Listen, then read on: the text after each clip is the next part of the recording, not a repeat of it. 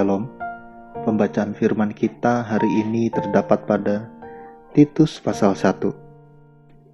Salam dari Paulus, hamba Allah dan Rasul Yesus Kristus, untuk memelihara iman orang-orang pilihan Allah dan pengetahuan akan kebenaran seperti yang nampak dalam ibadah kita, dan berdasarkan pengharapan akan hidup yang kekal, yang sebelum permulaan zaman sudah dijanjikan oleh Allah yang tidak berdusta, dan yang pada waktu yang dikehendakinya telah menyatakan firman-Nya dalam pemberitaan Injil yang telah dipercayakan kepadaku sesuai dengan perintah Allah, Juru Selamat kita.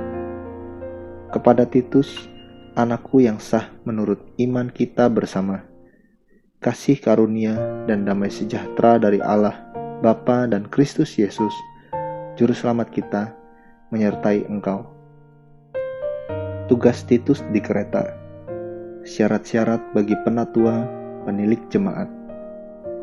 Aku telah meninggalkan engkau di Kreta dengan maksud ini, supaya engkau mengatur apa yang masih perlu diatur, dan supaya engkau menetapkan penatua-penatua di setiap kota, seperti yang telah kupesankan kepadamu, yakni orang-orang yang tak bercacat, yang mempunyai hanya satu istri, yang anak-anaknya hidup beriman dan tidak dapat dituduh karena hidup tidak senonoh atau hidup tidak tertib.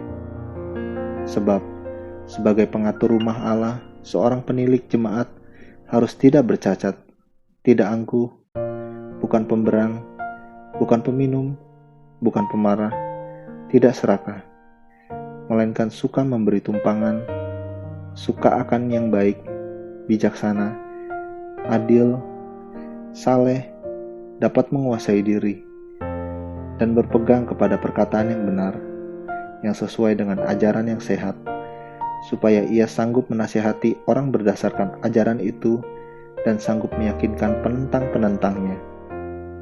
Karena sudah banyak orang hidup tidak tertib, terutama di antara mereka yang berpegang pada hukum sunat.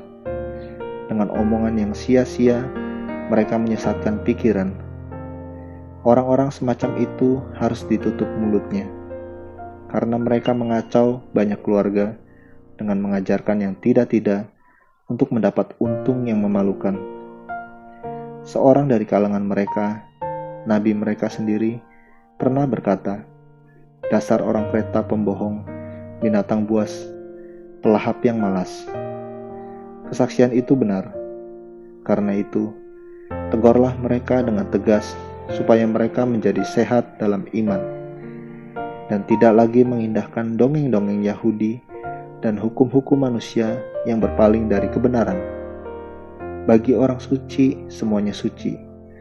Tetapi bagi orang najis dan bagi orang tidak beriman, suatu pun tidak ada yang suci, karena baik akal maupun suara hati mereka najis.